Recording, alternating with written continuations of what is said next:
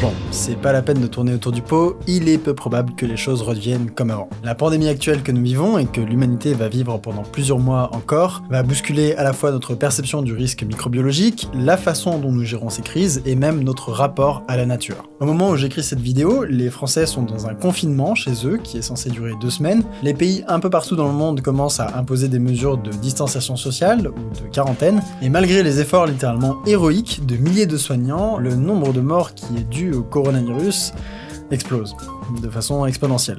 De l'autre côté, la communauté des chercheurs est au taquet pour trouver des traitements ou un vaccin, pour modéliser les conséquences de telle ou telle mesure publique. Les médias ne parlent plus que de ça, et les différentes analyses s'accumulent dans tous les sens. Bref, on est à la fois dans une période historique et dans une période de grande confusion. Aujourd'hui, on va prendre de la hauteur sur ce qu'on vit actuellement dans une vidéo en 2 parties. Dans cette première partie, on va revenir sur ce qui s'est passé dans les précédents mois et essayer de voir ce qui nous attend pour le reste de l'année. Et dans la seconde partie, on regardera ensemble l'impact de cette pandémie sur le futur un peu moins proche, à l'horizon 2050. Vous êtes dans la série 2K50. Ok, l'histoire commence il y a quelques centaines de milliers d'années, peut-être des millions d'années, on sait pas trop. Les virus de la famille Coronaviridae ont commencé à infecter des chauves-souris. Le parasite et l'hôte ont coévolué ensemble longtemps, les chauves-souris devenant de fait un réservoir pour ce virus, un coronavirus. Il tire son nom de la couronne que l'on voit au microscope électronique et qui sont en fait les protéines qui lui servent à s'attacher aux cellules qui l'infectent. D'ailleurs, on peut trouver des photos du virus qui ont été mis à disposition du public sur Flickr par les instituts de santé américains. Donc on le voit avec sa petite couronne de protéines comme ça tout autour. Il y a plein de photos qui sont trop belles. On essaye de trouver un aspect esthétique où on peut. Donc les petites protéines autour, on appelle ça des péplomères et même si on s'en fout, je tenais à dire que je trouve ce nom très mignon. Voilà. Donc, à travers différents contacts entre les chauves-souris et d'autres mammifères, ces coronavirus ont pu affecter d'autres organismes, et ceux-ci étant en contact avec notre espèce, ils ont pu découvrir le plaisir de barboter dans des Homo sapiens. Il y a 7 souches différentes de coronavirus qui existent chez notre espèce, et celle qui nous intéresse aujourd'hui se nomme le coronavirus du syndrome respiratoire aigu sévère 2, ou SARS-CoV-2 dans la nomenclature internationale, qui cause la maladie Covid-19. Donc SARS-CoV-2 c'est l'organisme, Covid-19 ce sont les symptômes qu'il provoque. Dans ses cousins, on retrouve 4 souches relativement bénignes, mais aussi le SARS-CoV-1, donc le virus qui avait provoqué l'épidémie du syndrome respiratoire aigu sévère en 2003, ou SRAS, et le MERS-CoV qui avait provoqué le syndrome respiratoire du Moyen-Orient, ou MERS en 2012. Une famille fort sympathique, donc, et les coronavirus, on les subit depuis quelques années, même si leurs dégâts étaient jusqu'à présent plutôt confinés à l'Asie et au Moyen-Orient. Tous ces organismes ont transité depuis leur réservoir chauve-souris vers nous via un autre mammifère. Pour le SARS-CoV de 2003, c'était une civette. Pour le MERS-CoV de 2012, c'était des dromadaires. Okay. Et pour l'actuel, on sait pas trop. Au moment où j'écris cette vidéo, on a d'abord pensé que c'était un pangolin, puis finalement, peut-être pas. En tout cas, il est très probable que le transfert ait eu lieu à la fin de l'année 2019, entre novembre et décembre. Le lieu du crime tout désigné en début d'épidémie était le marché de gros de fruits de mer de Wuhan, qui était connu pour vendre de la viande d'animaux exotiques, donc un lieu idéal pour la transmission de virus d'animaux à l'homme. 2 tiers des premiers malades ont comme point commun d'avoir mis les pieds dans ce marché, cependant les autres patients n'y sont pas reliés, donc là aussi il reste une grosse incertitude sur le début de cette catastrophe sanitaire. Et c'est qu'il y a énormément d'inconnus sur ce virus. Les efforts de recherche monumentaux qui ont été mis en œuvre depuis l'émergence de l'épidémie, avec plus de 400 publications scientifiques la semaine dernière seulement, c'est incroyable, viennent seulement de commencer, donc on a encore beaucoup à apprendre. Il faut donc prendre avec des pincettes pas mal de trucs que je vais dire qui pourraient changer d'ici quelques semaines ou quelques mois. Ce sont les infos telles qu'elles sont au mieux qu'on sache à cet instant donné, là, donc fin mars, et les sources sont dans la description comme d'habitude si vous voulez vérifier. Voilà. Fin décembre, quelques cas de pneumonie étranges dans la province de Hubei commencent à inquiéter les autorités chinoises et l'Organisation mondiale de la santé est mise au courant qu'il y a une couille de pangolin dans le potage. La situation s'enchaîne alors assez rapidement, le premier décès lié à l'épidémie survient la première semaine de janvier, le génome du virus est séquencé la 2e semaine et la 3e semaine, des cas émergent en Corée, en Thaïlande et dans plusieurs régions de Chine. La dernière semaine de janvier, le virus est officiellement en Europe et sur le continent américain et il n'est pas exagéré de dire que nos autorités s'en balancent complètement. Au même moment, les patients chinois approchent du millier et plusieurs villes de la province du Hubei sont placées en quarantaine, dont Wuhan. 57 millions de Chinois restent chez eux. Plus personne ne rentre, plus personne ne sort, les images d'hôpitaux bondés, les mesures draconiennes chinoises et la construction d'un hôpital en 1 semaine sont partout sur les réseaux sociaux et font se rendre compte au reste du monde qu'à Wuhan, il se passe quelque chose. C'est grâce à ces mesures drastiques, comme le confinement, le suivi individuel de personnes infectées, la mesure systématique de la température corporelle, et ainsi de suite, que l'épidémie va finir par se stabiliser en Chine. Même si on ne s'en rend pas compte tout de suite. Regardez ce graphique qui est paru fin février dans le journal scientifique JAMA. On a ici une courbe en orange qui correspond aux nouveaux cas qui sont diagnostiqués par les médecins chinois, et la courbe en gris montre le moment où les gens commencent à avoir les symptômes. Cette courbe-là, elle est faite après coup, en demandant aux patients quand est-ce qu'ils ont commencé à se sentir malades, ce qui est logiquement avant qu'ils aillent se faire diagnostiquer par les médecins. Donc à cette date-là, personne ne sait qu'il y a vraiment tout ça de gens qui ont des symptômes. Tout ce qu'on sait, c'est qu'il y a ce petit montant-là de gens qui sont allés voir un médecin et qui ont été diagnostiqués avec le coronavirus. C'est pour ça que les courbes sont décalées, et c'est très très important de comprendre que nous n'avons jamais l'information en temps réel sur la taille de la population infectée. On ne peut savoir qu'à posteriori combien de gens étaient infectés à un moment donné. Et pire, on n'a accès qu'au nombre de gens qui ont des symptômes, mais sans test supplémentaire, on n'a aucun moyen de savoir combien de personnes sont infectées sans que ça se voie. Ce qui va changer beaucoup de choses. Les décisionnaires doivent donc prendre des décisions très importantes, très rapidement, sur des données incomplètes et avec du délai. Revenons sur le déroulé des événements. Nous sommes maintenant début mars. Alors que la Chine a réussi à maîtriser la flambée du nombre de ces cas, l'Italie et l'Iran découvrent avec horreur que l'épidémie est déjà bien installée chez eux. Rappelez-vous que ça, ce sont les cas diagnostiqués par les médecins, mais que ces gens-là étaient infectés bien avant. Or, le SARS-CoV-2 est un virus qui a une particularité assez relou, il peut se transmettre y compris par des gens qui ne savent pas qu'ils l'ont. En d'autres termes, les personnes qui sont asymptomatiques, parce que leur système immunitaire est en train de gagner la bataille, ou parce que les symptômes ne sont pas encore vraiment déclarés, peuvent créer de nouveaux malades. Et ils ont tout le temps de le faire. Le virus a une période d'incubation d'en moyenne 6 jours qui peut aller jusqu'à 14 jours. Après avoir chopé le virus, les futurs malades incubent. Puis ils tombent malades, puis leur état s'aggrave suffisamment pour qu'ils aillent consulter, puis il y a un test qui se fait, puis ils attendent les résultats. Et pendant tout ce temps, les personnes peuvent transmettre le pathogène. On est donc en permanence en retard sur l'état réel du nombre de malades, et dans une épidémie, le temps est une donnée cruciale. J'ai fait un graphe hyper simple pour vous montrer à quel point c'est une question de timing. Imaginons une maladie où le nombre de malades double tous les 2 jours. Chaque malade va contaminer 2 autres personnes, et ainsi de suite, dans un phénomène qui est exponentiel. On arrive à plus de 15 000 malades en 2 semaines. Dans l'autre cas, on réussit très tôt à isoler des patients et à les empêcher de propager l'épidémie. Alors on passe de 32 à 16 malades. Pour une raison X ou Y, on arrive à le faire qu'une seule fois et l'épidémie repart ensuite de plus belle. C'est juste un modèle pour comprendre, c'est pas plus. En ayant isolé ces 16 personnes, c'est exactement comme si on s'était offert une journée entière. Et en bout de course, on évite que 8000 personnes tombent malades. Bon, bien sûr, il n'y a rien de précis dans ce modèle, mais au moins on comprend le principe. Une réaction exponentielle doit être stoppée le plus vite possible. Mais dans le cas de cette épidémie, on obtient les données de malades uniquement lorsqu'ils ont développé des symptômes. On découvre tout ça lorsque la personne a déjà infecté d'autres gens. Cette pandémie est une réaction en chaîne exponentielle qui est invisible et que beaucoup de pays ont découvert très tard, alors qu'elle était déjà enclenchée. Et c'est pour ça que les premiers mois, en particulier février et mars, étaient aussi importants dans le monde occidental. Les virus mutent vite par rapport à d'autres organismes, et cette capacité nous permet de suivre leur déplacement à la trace. En construisant l'arbre généalogique des échantillons que l'on retrouve un peu partout dans le monde, on peut retracer le chemin du virus sur la planète. On voit comment le virus apparaît, ça mute, ça se diversifie, ça arrive en Europe. C'est des nouveaux variants. On a à la fois l'arbre et la migration sur la carte. Et tout ça, c'est juste les informations qui viennent de la génétique du virus. Ça déchire. Ça fait un arbre phylogénétique qui est super joli. On trouve de l'esthétique là où on peut. Donc, au moment où l'OMS déclare que la Covid-19 est désormais une pandémie, le virus a déjà commencé sa croissance exponentielle. Et le même jour, le président de la République française tenait ce discours. Nous ne renoncerons à rien. Nous ne renoncerons pas aux terrasses, aux salles de concert, aux fêtes de soirs d'été. Ce jour-là, il y avait 372 cas connus en France, et si on reprend le graphique des malades de Wuhan, on sait que lorsqu'ils avaient 372 cas connus, le nombre de cas réels était clairement plus élevé, plutôt de l'ordre de 10 000.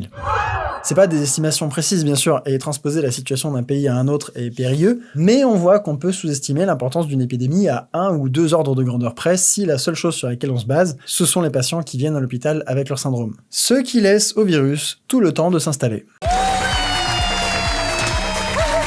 Ces jours perdus sont extrêmement importants pour comprendre la suite de ce qui va se passer en 2020, parce que, comme on l'a vu, la meilleure façon d'arrêter un phénomène exponentiel, c'est de se réveiller tôt.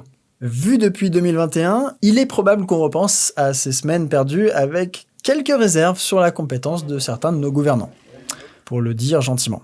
Le risque d'importation de cas depuis Wuhan est modéré. Il est maintenant pratiquement nul puisque la ville, vous le savez, est isolée. Ok, donc maintenant, on sait que le temps est très important, qu'on est toujours en retard sur une épidémie. Passons maintenant aux choses sérieuses. Comment est-ce que tout ça va évoluer? Pour comprendre, il faut s'intéresser aux paramètres qui jouent un rôle fondamental dans les conséquences de l'épidémie. Ce sont des trucs qui expliquent pourquoi on est tous confinés chez nous alors qu'il fait super beau dehors, donc c'est important. Le premier paramètre, c'est le nombre moyen de gens que chaque personne infectera en étant malade. C'est le taux de reproduction de base, ou R0. Ce taux est évidemment très fluctuant en fonction du contexte et des comportements des gens. Dans un contexte de rassemblement de masse, il explose, et si tout le monde reste chez soi sans croiser personne, il s'écroule. Ce qu'il faut retenir, c'est qu'en dessous d'un R0 de 1, la maladie disparaît d'elle-même, et au-dessus de 1, elle progresse de façon exponentielle. Le R0 du coronavirus serait, sans mesure particulière, entre 2 et 3 selon l'OMS. Donc le double de la grippe saisonnière, mais moins que d'autres maladies comme la rougeole, qui est autour de 15. Au passage, on comprend pourquoi c'est cool d'avoir un vaccin contre la rougeole. Encore une fois, gardez en tête que ce R0 est un chiffre temporaire qui fluctue en fonction de plein de trucs. On pourra en être vraiment sûr à la fin de l'épidémie quand tout sera bouclé. Le deuxième paramètre important à avoir en tête, c'est le nombre de personnes qui ont besoin d'être hospitalisées. Les symptômes que le virus produit ont été étudiés sur des patients chinois, et ça nous donne ça. Chez les gens qui présentent des symptômes, 20% ont besoin d'une hospitalisation et 5% ont besoin d'être en réanimation. Cette hospitalisation dure en moyenne une dizaine de jours. Et sur tous ces gens qui présentent des symptômes, les premières estimations un peu brutes disaient que 3,4% en mourraient, les dernières tendent plutôt vers le 1,5%. 1,5% des gens qui présentent des symptômes en meurent, a priori. Ça, c'est le troisième paramètre, le taux de mortalité. Et là, on a tous les éléments en main pour comprendre pourquoi l'année 2020 va être vraiment très étrange. Le premier problème à gérer, et ce très vite, c'est la croissance exponentielle du nombre de malades qui ont besoin d'une hospitalisation. Faisons un modèle neutre où on laisse l'épidémie se propager sans rien faire, pour comprendre. Enfin, plutôt que de le faire, on va utiliser ce qu'a déjà fait David Louapre pour un chouette article de son blog Science Étonnante. Dans l'article, il développe un petit modèle jouet, sans aucune prétention prédictive, qui est basé sur le modèle SIR. Ce modèle postule que chaque personne qui tombe malade va le refiler à un nombre donné d'autres personnes, ce qui dépend du R0 de tout à l'heure, puis guérir et être immunisé à la maladie, ou mourir. Si vous voulez plus de détails, je vous laisse lire l'article qui est dans les sources comme le reste, mais voici ce qui se passe quand on lance la simulation. Le nombre de malades augmente, puis diminue, et on a à peu près 2 millions de morts à l'arrivée. Pour mieux comprendre, voici la même simulation, mais avec plus de détails. Sans contrainte sur les contacts entre personnes, près de 90% de la population finit par attraper le virus, la grande majorité s'en remet, mais une partie en meurt. Et le nombre de malades passe par un pic qui se mesure en millions. Cette méthode pour gérer une épidémie repose sur l'idée que si une assez grande partie de la population contracte le virus, elle ne pourra pas le recontracter, soit parce qu'elle aura guéri et acquis l'immunité, soit parce qu'elle sera morte. Cette assez grande partie de la population tourne pour le coronavirus autour de 60-80% pour que l'immunité collective fonctionne. Le problème évident de cette méthode est double. D'une, on fait plein de morts, ce qui est moyennement sympathique, et de deux, on met le système de santé à genoux. Et quand on met un système de santé à genoux, il ne peut plus soigner correctement les patients, et le taux de mortalité explose. Une simulation de l'Imperial College London a montré à quel point cette méthode serait une catastrophe. La ligne rouge, c'est le nombre de lits capables d'accueillir des patients en état critique, et la ligne noire, c'est le nombre de gens qui en auront besoin à un instant T donné si on fait rien. Voilà, tous les gens qui sont au-dessus du trait rouge, niquez-vous, en quelque sorte. Ce qui est apparu comme une évidence très vite était d'instaurer des mesures pour aplatir cette courbe et faire en sorte que le même nombre de cas s'étale sur une durée plus longue pour ne pas mettre le système de santé à genoux. Et nous voilà enfermés chez nous. Si on reprend le petit modèle jouet de Science Étonnante, on voit que diminuer le nombre de personnes que chaque individu contacte dans sa journée change tout à la dynamique de l'épidémie. Bref, tout ça pour dire que la distanciation sociale, ça fonctionne, et c'est pour ça que la plupart des pays l'ont adopté comme mesure, même si certains traînent des pieds. China. Si jamais vous sortez de votre grotte pour la première fois depuis 2019, déjà, sache que l'Australie était en feu, on a failli mourir dans une guerre nucléaire entre l'Iran et les US, Kobe est mort et on a découvert une passion des gens pour le PQ, mais aussi qu'il faut se laver les mains plus fréquemment que d'habitude, éviter les contacts humains rapprochés et tousser dans son coude. Mais aussi, et surtout, rester chez soi. Alors, très bien, on a appris plein de trucs, mais est-ce que ça nous permet de savoir quand est-ce que le confinement sera enfin terminé ?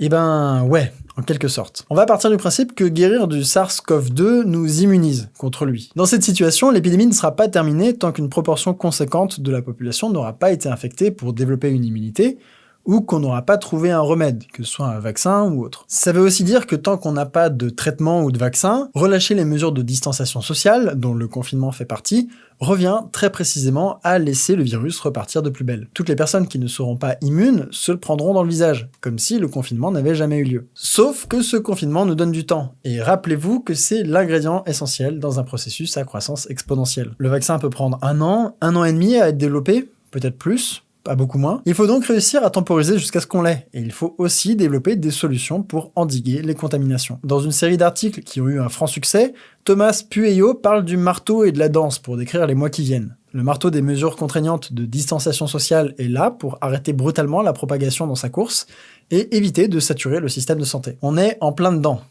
Chez vous, comme des grosses larves, à mater un mec qui parle devant sa caméra. Chez lui, comme une grosse larve. Ok. Et ensuite, la danse, en ajustant les mesures pour garder l'épidémie sous le contrôle. Dès qu'on enregistre une recrudescence des cas, remettre en place du confinement, fermer des écoles, etc., les réouvrir, et ainsi de suite. Dit comme ça, les mois qui arrivent n'ont pas l'air franchement palpitants, et pourraient même franchement poser de réels problèmes pour des personnes en détresse chez eux dans le confinement, sans parler des dégâts économiques. Mais l'un des rares avantages d'une pandémie, c'est qu'on n'est pas seul. Des solutions sont testées ailleurs et on peut s'inspirer d'elles. Et le temps offert par le confinement et la réduction de la contagion permettent de mettre en place ces solutions. Par exemple, Singapour a servi d'exemple dans la lutte contre cette maladie. Le pays qui avait le souvenir de la pandémie du SRAS de 2003 était déjà prêt et a réagi très vite dès que les premiers cas chinois ont émergé. Ils ont énormément testé les gens dans tous les sens pour détecter les porteurs du virus sans symptômes, bref, pour avoir la vision la plus claire et avec le moins de délai possible de la situation. Près de 7000 tests par million de personnes au moment où j'écris, contre 560 en France. Le tableau épidémiologique que l'on a devient beaucoup plus précis avec ces tests que lorsque l'on découvre l'ampleur de l'épidémie avec l'arrivée des malades à l'hôpital. Et ils ont retracé les malades et leurs contacts pour arrêter le plus rapidement possible la diffusion du virus. En imposant que toute personne qui présente des symptômes reste à l'hôpital, séparée des gens sains, en faisant un suivi des personnes qui avaient été en contact avec ces contaminés, et en leur imposant le confinement chez eux s'ils n'ont pas encore de symptômes, ce pays a réussi à ne pas imposer de confinement à toute sa population, et a réussi à éviter un grand nombre de morts. Seulement 2 personnes sur 455 cas confirmés ont décédé, ce qui fait un taux de mortalité d'0,5%. Ce genre de procédure pourrait arriver chez nous dans l'année, le temps que les autorités s'organisent. Et dans le cadre de la danse, pourrait remplacer le confinement total actuel. Alors, c'est sûr que ça pose des questions de toutes sortes. Le retraçage des malades via leur téléphone et vérifier qu'ils jouent le jeu est une restriction forte de liberté individuelle. Les autorités doivent aussi gérer la pénurie de masques pour le personnel soignant et globalement rattraper leur absence de préparation à une pandémie qui avait été pourtant prédite depuis des années. Chez les épidémiologistes, elle était attendue, des conférences entières y ont été consacrées et les mesures n'ont malgré tout pas été prises. Donc, oui. Cette année devrait changer beaucoup de choses, et il tient aussi à nous d'en diminuer le bilan total, surtout en suivant les recommandations des experts de l'OMS. Les catastrophes naturelles n'existent pas, ce sont nos actions qui transforment les risques en désastres.